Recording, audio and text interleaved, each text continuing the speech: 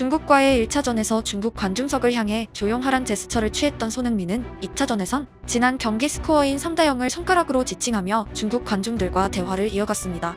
그동안 전 세계를 상대로 수없이 많은 팀을 상대해봤지만 손흥민이 이렇게까지 특정 팀의 관중에게 반응한 경우는 처음이고 이전까진 시청도가 최상급 표현이었습니다.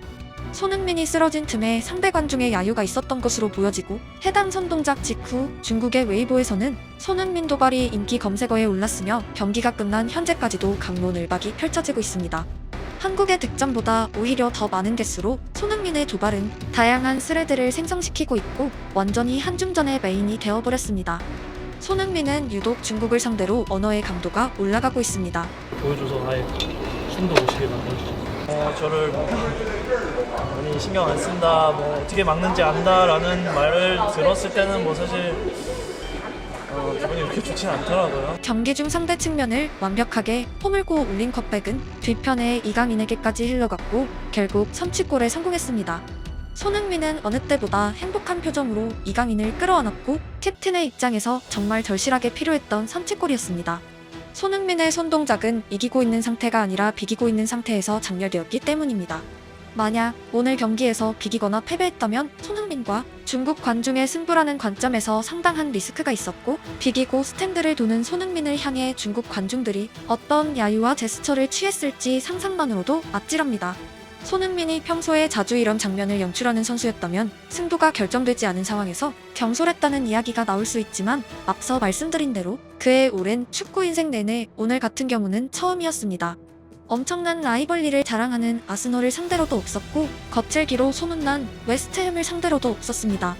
중국 원정 관중들이 상상을 초월하는 레벨로 현장에서 선수를 자극했을 것이란 합리적 의심을 할 수밖에 없고 도발이 승리로 이어졌기에 다행이었습니다.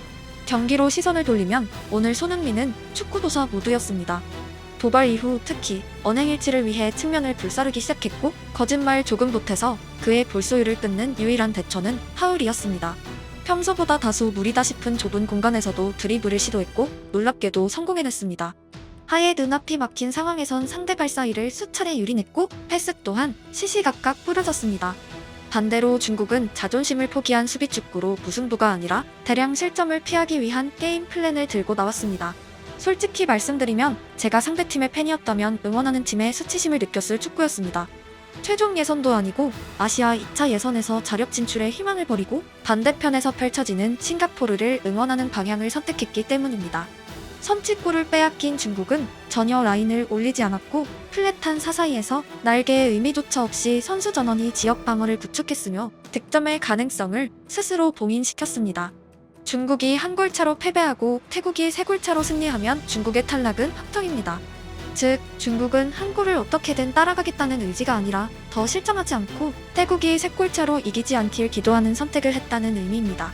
14억 명 중 축구를 가장 잘하는 11명으로 5천만 명의 대표팀을 맞이해 그런 축구를 펼치고 나이스 한 골차로 패배했다고 박수쳐야 한다면 저라면 그 대표팀이 3차 예선에 오르더라도 응원할 생각이 없습니다. 어설픈 3차 예선보다 장렬한 탈락이 낫기 때문입니다. 지금 중국 전력으론 꾸역꾸역 월드컵에 간다고 한들 1득점도 올리기 쉽지 않습니다. 그 축구로 본선을 가는 게 도대체 무슨 의미가 있을까요? 차라리 지금 대표팀의 실력을 겸허히 인정하고 백지 상태에서 새로 시작하는 것이 나을지도 모릅니다.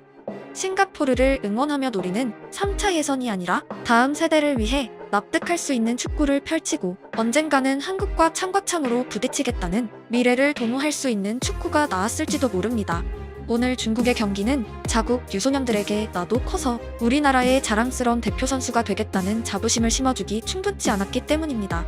손흥민보다 못하는 건 휘슬이 울리기도 전에 모두가 알고 있었지만 후반 92분의 전력 질주에서 볼을 따오던 손흥민의 의지에도 미치지 못한다면 그 축구의 자부심은 당연히 없습니다. 중국 감독의 독단적인 선택으로 보기 어려운 이유는 실점 이후 그의 선택은 수비 강화가 아니라 공격수 교체였기 때문입니다. 우레이를 수비하라고 투입시켰을 리는 없습니다. 결국 1실점 이후 더욱 굳건했던 낮은 라인은 선수들의 선택으로 보여집니다. 이후 감독은 수비 카드를 강화하며 선수들의 의지를 연결시킬 수밖에 없었습니다. 싱가포르전의 대승 이후 많은 팬들은 중국전의 골퍼레이드를 기대했겠지만 아쉽게도 한국은 전통적으로 플랫한 사사이의 극단적인 수비 축구에는 쉽게 득점하지 못했습니다. 보통의 경우는 라인 밖에서 중거리 한 방으로 승리하거나 선제골 이후 다소 공격적으로 나선 상대에게 후속골과 경우에 따라 대량 득점으로 이어지는 방식이었고, 과거의 네팔과 오만조차 90분 내내 수비만 펼치지는 않았습니다. 물론 약팀의 극단적인 수비 축구에 득점하는 방법은 한국의 주요한 숙제이긴 하지만, 다행인 것은 월드컵 본선 무대에서 한국을 상대로 오늘 중국 같은 경기를 펼칠 팀은 없다는 것입니다. 한국 축구의 최대 염원은 언제나 월드컵 본선이고, 결국 더 큰 숙제는 중국 파이법 찾기가 아니라 강팀과의 중원 싸움이므로, 오늘 경기는 장기적으로 한국 축구에게 이런 상대도 있다 정도의 의미가 있습니다. 좀 더 디테일하게 접근하면 후반전 한국은 정우영 원볼란치에 이강인, 황인범이 더블 공미로 나섰습니다. 애초에 월드컵 본선에서 불가능한 라인업입니다. 2명의 10번을 다이아몬드의 꼭지점에 배치하는 것은 정상적인 팀을 상대로는 현대 축구에서 가동시키기 불가능에 가까운 영역입니다. 그만큼 중국 축구의 라인은 뒤편 저 너머에 있었습니다. 오늘 중국은 한국에게 제대로 된 연습 상대로도 불충분했다는 의미입니다. 결국 오늘 최대의 수확은 승점 3점으로 피파 랭킹 싸움에서 호주를 누르고 톱시드 획득에 성공한 것입니다. 아직 발표되진 않았지만 주요한 부상자가 없었다는 것 또한 중국을 상대하는 한국 축구 입장에서 중요한 소득입니다. 경기가 끝나고 손흥민은 손가락 3개의 이유로 중국 팬들의 야유가 한국 팬들을 무시하는 처사로 느껴졌고, 대한민국 선수로서 무언가를 보여주고 싶었다는 말을 남겼습니다. 축구에서 라이벌리는 옵션처럼 자연스레 따라옵니다. 보통은 전력이 팽팽한 경우에 더욱 드라마틱하지만, 특이하게도 손흥민과 중국 사이에는 경기마다 이야기가 쌓여가고 있습니다. 저도 축구를 하면서 항상 어떤 선수는 모든 선수를 존경하고 모든 선수를 존중하기 때문에 이런 발언들에 있어서는 제가 대표팀의 주장으로서 가장 먼저 솔선수범해서 보여줘야 된다는, 또 당연히 필드에서 제가 보여주는 게 가장 맞았다고 생각을 하고, 이럴 때일수록 더욱 조심해야 할 것은 부상입니다. 특히 다음 한중전이 탈락이 걸리지 않은 상황에서 펼쳐진다면 더욱 조심해야 하고, 당연한 이야기지만 중국을 이긴다는 작은 열매 때문에 손흥민이 부상을 입는다면 한국 축구 입장에서 수지타산이 전혀 맞지 않은 국가적 손실입니다. 어제 영상의 연속이지만 제가 응원하는 팀이 중국이 아니라 한국이라서 다행이라 절절히 느낀 90분이었습니다. 오늘 경기에서 고작 한 골이 터졌다고 노여워하실 분도 분명 계시겠지만, 만약 그분이 중국에서 태어나셨다면 한국에게 최소한 실점으로 패배하고 경기가 끝나면 싱가포르를 응원해야 하셨을 운명이셨습니다.